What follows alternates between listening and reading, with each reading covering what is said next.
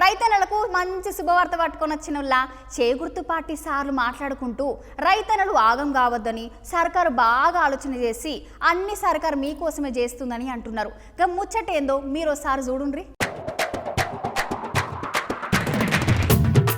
అవునోళ్ళ టైంలో ఓనర్లతోని మస్తు తిప్పలైతుంది ఈసారి. అంతేకాకుండా రాష్ట్రంలో ఉన్న రైతన్నల సొంత చాలా మంది కండ్లల్లో నీళ్లు పెట్టుకుంటున్నారు.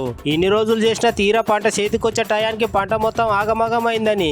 అయితే ఈ ముచ్చట మీద చేగుర్తు పార్టీ లీడర్లు అటెంకల చేగుర్తు పార్టీ లీడర్ వ్యవసాయ మంత్రి తుమ్మల నాగేశ్వరరావు సార్ మాట్లాడుకుంటా ఇప్పటికే పడ్డ వానలకు చాలా దిక్కుల రైతన్నలు పంట ఆగమైనాయి. ఈ చెడగొట్టుడు వానలతోని పంట మొత్తం ఆగమైంది. సర్కార్ సొంత గదే విషయం మీద ఆలోచన చేసిందని అన్నాడు.